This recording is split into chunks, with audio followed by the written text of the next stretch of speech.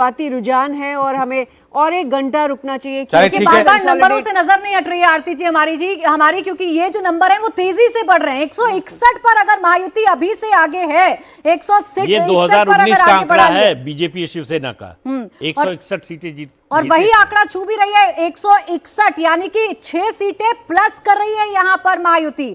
6 सीटों का इजाफा हो रहा है महायुति को। अगर 161 सीटों पर आगे है महायुति तो 6 सीटों का इजाफा हो रहा है और कांग्रेस पीछे, यानी दुगने का अंतर है महाविकास आघाड़ी और महायुति के बीच में। 80 सीटों पर महाविकास आघाड़ी आगे है, अदर्स 2 पर है। ये जो कांटा आप देख रहे हैं, इस कांटे से आप समझ सकते हैं कि जो महाराष्ट्र का रुझान है या जो महाराष्ट्र ने जिसको पसंद किया है, काटा है महाराष्ट्र का, वो महायुति की तरफ झुक रहा है। और इस आंकड़े को अगर आप कंपैरिजन करेंगे तो अकेले बीजेपी अपने दम पर 80 सीटें जीत रही है अपनी रुझान 89 सीटों पर, 90 सीटों पर प्राची बीजेपी इस वक्त आगे अपने दम पर, 80 पर पूरा महाविकास आघाड़ी गठबंधन। तो आप समझ सकते हैं कितना अंतर है। बीजेपी 91 सीटें पर इंडिविजुअली आगे चल रही है, कांग्रेस प्लस पूरा तीनों पार्टियों का गठबंधन 80 सीटों पर आगे चल रहा है और दुगने से ज्यादा का अंतर हो चुका है महायुति और महाविकास आघाड़ी के बीच में। 164, पिछली बार से 8 सीटें ज्यादा अभी तक के ट्रेंड्स में महायुति आगे चल रही है। बीजेपी 100 के पार निश्चित तौर पर जाती हुई दिखाई दे रही है। उसको अपना 2019 का 105 का आंकड़ा बीट करना अगर उसका लक्ष्य है तो वो इस वक्त बहुत विद इन रीच दिखाई दे रहा है। 105 के पार बीजेपी जा सकती है क्योंकि देखिए आप जो मुंबई और विदर्भ की जो सीटें हैं वो 100 से ज़्यादा सीटें होती है और अगर कोंकण रीजन और विदर्भ की सीटें मिलाई जाए, जो जहाँ पर लीड लेता है वो जाहिर सी बात है सरकार बनाता है। 2014 में हमने यही देखा कि बीजेपी को वहाँ पर बीजेपी एनडीए को 30 सीटें मिली थी, पिछली बार 29 सीटें मिली थी। अब इस बार देखिए 25 सीटें वो आगे चल रहे हैं और वहाँ पर लगता है कि उद्धव ठाकरे और कांग्रेस की ओर एक दूसरे को ट्रांसफर नहीं हो पा रहे। विदर्भ की बात करें तो वहां पर विदर्भ में भी देखिए 32 सीटों पर अभी बीजेपी जो है लीड कर रही है, यानी कि पिछली बार जो 29 सीटें उनको मिली थी उससे भी ज्यादा वो वहां पर परफॉर्मेंस कर रहे हैं।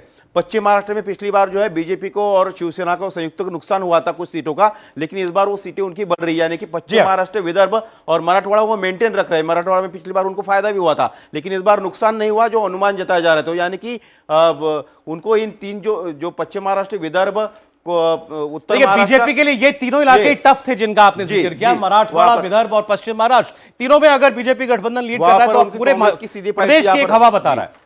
यहाँ पर 11 सीटों पर सीधी फाइट थी, यहाँ पर 10 सीटों पर सीधी फाइट है बीजेपी और कांग्रेस की, लेकिन वहां पर बीजेपी बढ़त बनाती वहां पर दिखाई दे रही है। और पश्चिम महाराष्ट्र में खासतौर पर टैक्टिकल अलायंस काम आ रहा है वहां पर, क्योंकि अजित पवार को पुणे की जो सीटें हैं 21 सीटें वहां पर अजित पवार अच्छा परफॉर्मेंस करते नजर आ रहे हैं। अगर हम कोल्हापुर रीजन की बात करें तो वहां एकनाथ शिंदे भी अच्छा परफॉर्मेंस कर रहे हैं और सांगली सातारा में बीजेपी अच्छा परफॉर्मेंस कर रही है। मुंबई की बात करें तो मुंबई में सिटी में बीजेपी काफी अच्छे परफॉर्मेंस कर रहे हैं। वहां सिर्फ देखिए महाराष्ट्र की तो इतनी चर्चा कर ली, जहां क्लीन स्वीप है महाराष्ट्र में महायुति का, तो वहीं झारखंड में हमें कांटे की टक्कर देखने को मिल रही है। कांटे की टक्कर एनडीए और इंडिया गठबंधन के बीच में देखने को मिल रही है। एनडीए 35 सीट पर अपनी बढ़त बनाए हुए है तो जेएमएम यानी कि इंडिया गठबंधन की आप बात करेंगे तो बहुत पीछे नहीं है। 3 सीटों का फासला है सिर्फ एनडीए और इंडिया गठबंधन में। 35 सीटों पर फिलहाल एनडीए आगे चल रहा है, जबकि जेएमएम प्लस यानी इंडिया गठबंधन जो है वो 32 सीट पर आगे चल रहा है। ये कांटे की टक्कर हमें झारखंड में देखने को मिल रही है।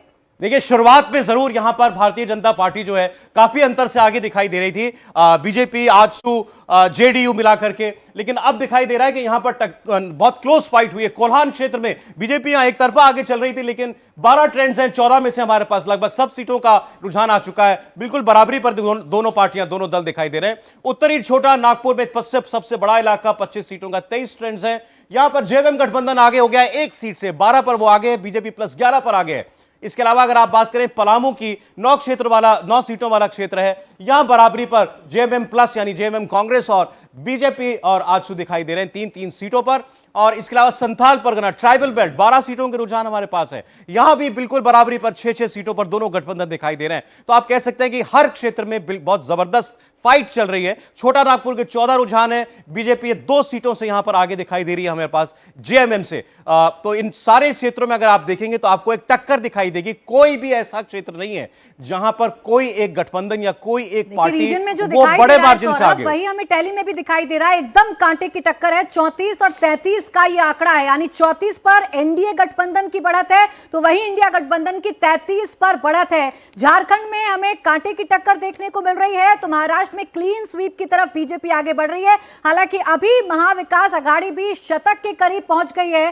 टैली ये बता रही है कि जो शतक की तरफ आगे बढ़ रही है महाविकास आघाड़ी, और झारखंड में भी जैसा महाराष्ट्र में हुआ, झारखंड में भी बीजेपी नंबर 1 की पार्टी बन रही है। देखिए 30 सीटों पर बीजेपी ने बढ़त बनाई है, आजसू 3 सीटों पर, एक पर अगर आप कहेंगे तो जेडीयू, 21 सीटों पर जेएमएम, 11 सीटों पर जो सहयोगी पार्टियां हैं वो आगे चल रही है। 67 सीट का यहां पर रुझान सामने आ चुका है। देखिए ये 2019 के आंकड़े पर बीजेपी जो है वो जेएमएम के आंकड़े पर पहुंची हुई है, 30 सीटें जेएमएम के पास थी। लेकिन अगर झारखंड की अगर बात देखें तो हेमंत सोरेन अकेले लड़े, भारतीय जनता पार्टी ने भी सारी कमजोरों को मजबूत किया था। भारतीय जनता पार्टी ने आजू से गठबंधन कर लिया, बाबूलाल सोरेन की पार्टी को अपने में मिला लिया, चंपई सोरेन को आप ले आए, गीता कोड़ा को आप लेके आते हैं, शिबू सोरेन की बहू सीता सोरेन को आप लेकर आते हैं, शिवराज सिंह चौहान को प्रभारी बनाते हैं, हेमंत रेशमा को सब प्रभारी बनाते हैं।